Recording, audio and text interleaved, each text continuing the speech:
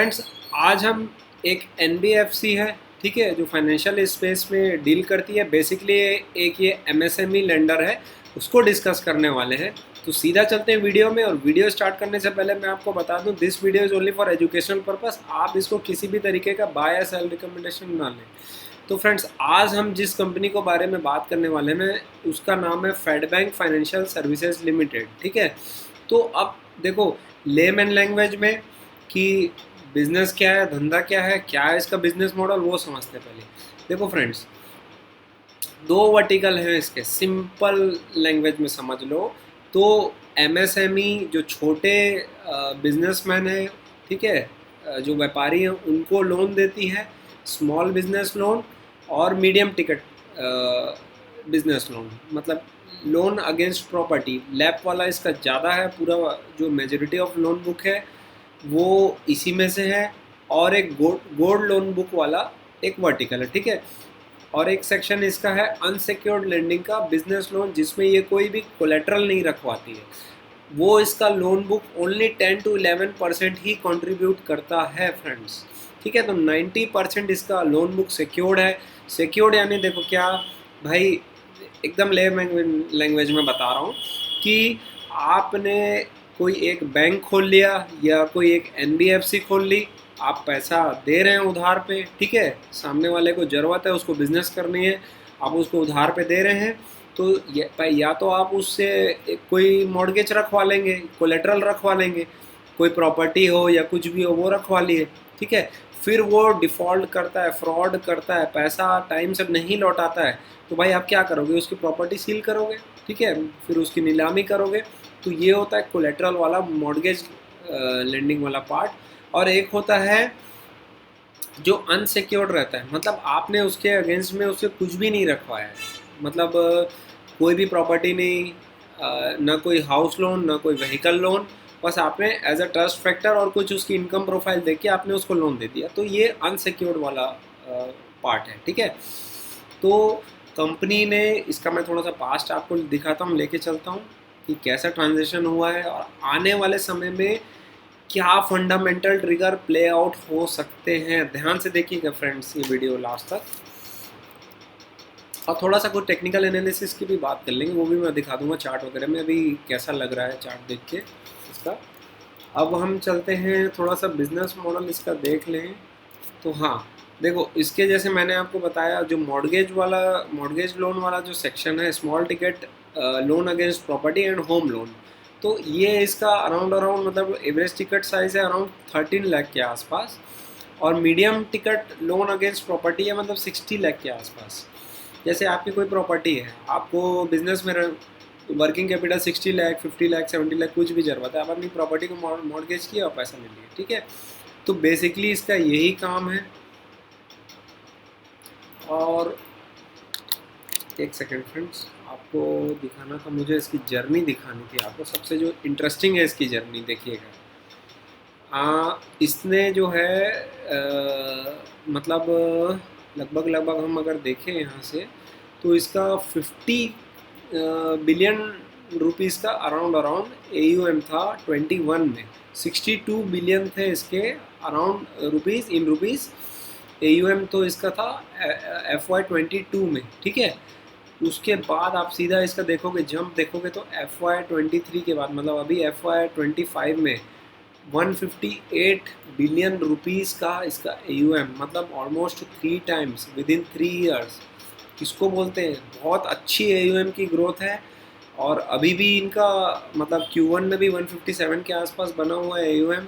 और ब्रांचेस आप देखोगे तो ब्रांचेस भी बहुत तेज़ी से बढ़े हैं, 516 से लेके 668।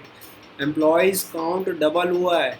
ये वैसा मतलब धंधा नहीं है कि भाई आप सेल बढ़ा रहे हो, AUM बढ़ा रहे हो और आप एम्प्लॉय कॉस्ट कटिंग कर रहे हो, आप एडवर्टीजमेंट नहीं कर रहे हो, ठीक है, सेव कर करके आप प्रॉफिट कमा रहे हो, ऐसा नहीं है। कंपनी इज़ एग्रेसिव, बहुत तेज़ी से ग्रो कर रही है। एम्प्लॉयज़ काउंट ऑलमोस्ट डबल के आसपास हो गया है, लगभग 1.75 टाइम्स के आसपास। तो धंधे में ग्रोथ है भाई, ये तो उनको समझ में आ गया। अब देखो, past performance it's always not guaranteed कि पास्ट जो परफॉर्म किया है कंपनी ने वही फ्यूचर में भी परफॉर्म करेगा। इसीलिए हम कॉन कॉल और पीपीटी पढ़ते हैं, ट्रिगर्स ढूंढते हैं, फंडामेंटल ट्रिगर्स क्या प्ले आउट हो सकते हैं, ठीक है, वो मैं आपको आगे अभी बताऊंगा। अब जो एक इंटरेस्टिंग चीज़ मेरे को आप दिखानी थी, आ, एक सेकेंड मैं आपको दिखाता हूँ। पेज नंबर आई थिंक 20 में आई हैव रेड इट। मैंने नोट्स बना के मैं रखता हूँ ताकि क्या इजी रहे वीडियो बनाते समय। देखिए इनका जो मेन मोटिव है ट्विन इंजन बिजनेस प्रोफाइल, जिस मोटो में ये काम कर रहे हैं, मतलब इनको दो ही सेगमेंट में फोकस करना है। एक तो भाई जो मॉर्गेज वाला जो lending, MSME lending, business loan, loan against property. दूसरा गोल्ड लोन। गोल्ड लोन में ईल्ड वगैरह भी बहुत अच्छे हैं, ठीक है, मतलब 20% के आसपास भी ईल्ड चले जाते हैं। तो इनका आप देखोगे तो ये यहाँ पे है, जैसे गोल्ड वाला जो सेक्शन है, गोल्ड वाला येलो कलर से, ब्लू कलर नॉन गोल्ड वाला है, ठीक है, मतलब वो एमएसएमई वाला जो है बिजनेस लोन है। तो देखो गोल्ड लोन वाला मतलब 1000 करोड़ के आसपास जो है, आई थिंक इट्स इन, हाँ 1000 करोड़ के आसपास, सीधा सीधा 5000 करोड़ हो गया, 5 टाइम्स हो गया है, सिक्स, वो भी ऑलमोस्ट 6000 करोड़ के, 5800, मतलब FY20 में, FY25 में 5 to 6 टाइम्स हो गया। तो गोल्ड लोन वाले में ये बहुत फोकस कर रहे हैं, उसमें यील्ड ज़्यादा है, और उसमें देखो पूरा ही भाई उसके मतलब गोल्ड के अगेंस्ट में आप पैसा दे रहे हो, गोल्ड के अगेंस्ट में दे रहे हो, तो gold is the most liquid form, मतलब जब चाहो आप तुरंत आप उसको इन कैश करवा सकते हो, ठीक है, तो उसमें कोई रिस्क ही नहीं है। क्या करेगा भाई वो, लोन लेके आप पैसा लेके भागेगा भी तो क्या कर लेगा भाई, गोल्ड तो उसके आपके पास पड़ा है उसका गोल्ड, ठीक है, उसमें यील्ड भी बहुत अच्छी है, 20% के आसपास यील्ड है। तो इन्होंने प्रीवियस जो जर्नी है जो 4-5 साल में दिख रहा है, देखो AUM का ग्रोथ 32% हुआ ही है, ठीक है। बाद में मेन क्या है कि जो गोल्ड लोन वाला है, जो सिक्योर्ड लैंडिंग है, वो बहुत तेज़ी से बढ़ा है। देखो अभी जैसे FY25 में इन्होंने दिखाया डिसबर्समेंट, जो अभी ये दिखा रहे हैं 14,600 करोड़ के आसपास, तो FY25 में किया है। 10,000 करोड़ करीब डिसबर्समेंट इन्होंने FY24 में किया है गोल्ड लोन का। मतलब बहुत ही एक पॉजिटिव साइंस है जो बिजनेस में हमको दिख रहे हैं, यही मेरे को बताना था। और यही नेक्स्ट मैं आपको इसमें भी बताता हूँ, ये जो फोकस कर रहा है अभी, शायद पीपीटी में नहीं, इन्होंने कॉन कॉल में क्लियर किया था कि यही मेजर फंडामेंटल ट्रिगर आगे जाके साबित हो सकता है। जो अभी 10 to 11% है अनसिक्योर्ड वाला जो बिजनेस लोन है, उसको ये ख़त्म करने वाले हैं, उसको 2 to 3% के अंदर लाएंगे।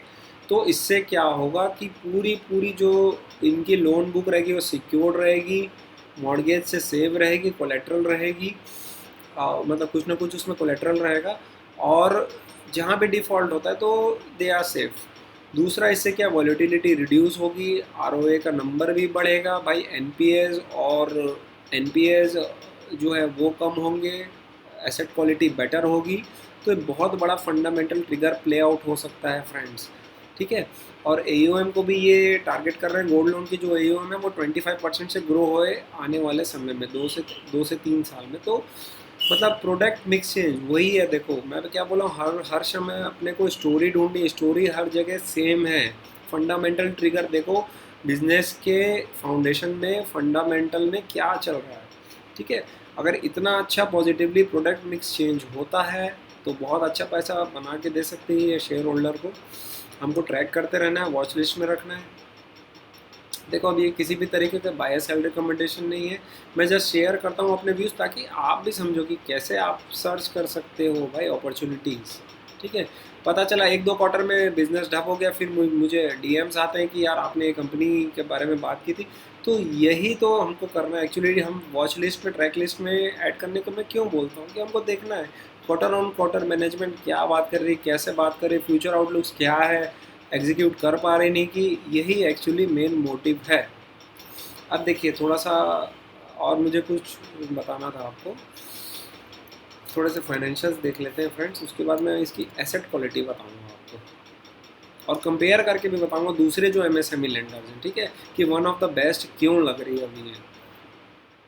देखो AUM इसमें 19% का जंप हुआ, ठीक है, Q1 FY26 में हम कंपेयर करें with quarter 1 of FY25, disbursement 18% से, ठीक है, प्रॉफिट आफ्टर टैक्स अभी देखो बहुत प्रेशर चल रहा है था, मतलब एनबीएफसी और फाइनेंशियल्स में, ठीक है, तो बहुत प्रेशर था, प्रॉफिटेबिलिटी बढ़ी नहीं, जो पैसा ये कमा रहे थे सब प्रोविजंस में ख़त्म हो जा रहा था। प्रोविजंस मतलब वही बैड लोन के लिए जो हमको प्रोवाइड करना पड़ता है, ठीक है, प्रॉफिटेबिलिटी को मार के। अब देखो जो इंटरेस्टिंग पार्ट है, ठीक है, जो एमएसएमई लेंडर, मतलब पूरे आप एनबीएफसी फाइनेंशियल्स को देख लोगे तो ग्रॉस एनपीए जो इसका है लगभग स्टेबल रहा है, ठीक है। बहुत कम ऐसे एनबीएफसी फाइनेंशियल्स हैं आज की डेट में जिनका मतलब ग्रॉस एनपीए या नेट एनपीए एकदम लगभग विद इन लिमिट्स रहा। क्रेडिट कॉस्ट भी इसका माइनस हुआ है, 0.8% चले गया, ठीक है। और दूसरा क्या है, जैसे मैं आपको कंपेयर करके बता रहा था कि जो one of the best NBFC है, जैसे एसबीएफसी है जो हमको एक बहुत अच्छी इंटरेस्टिंग एनबीएफसी है, एसबीएफसी फाइनेंशियल्स करके, ये एसबीएफसी फाइनेंशियल्स, इसको भी हमने कई बार अपने वीडियो में कवर किया। देखो इसमें जो है 1+ डीपीटी बकेट्स जो है, ठीक है, Q1 FY25 में Q1 ऑफ FY26, इसमें भी मतलब देखो 2% से लगभग बढ़ा है। और नेट एनपीए जो है वो लगभग स्टेबल रहा है, ग्रॉस एनपीए भी लगभग स्टेबल के आसपास है, लेकिन 1+ डीपीटी बकेट, क्योंकि माहौल इतना ख़राब था, आप देखे होंगे माइक्रो फाइनेंस देख लो या कोई सी भी एमएसएमई लैंडिंग देख लो, सब जगह स्थिति बहुत ख़राब थी। लेकिन इनका जो है मैं आपको दिखाता हूँ, just seconds, I think it was around page number, just अभी मैंने आजकल में ही इनका कल ही आया पीपीटी, तो मैं पढ़ रहा था, आई थिंक क्वालिटी और पेज नंबर 27। हाँ देखिए 1+ डीपीटी बकेट इनका लगभग स्टेबल रहा है, 8% ही रहा, ठीक है। 30+ डीपीटी भी इनका लगभग 4.8% से 5.1% ही रहा, मतलब बहुत अच्छे से मैनेज कर रहे हैं ये, है ना, अपने एसेट क्वालिटी को। बैड लोन्स में बहुत अच्छा इनका पकड़ है, ठीक है, और प्रोडक्ट मिक्स चेंज फेवरेबल है।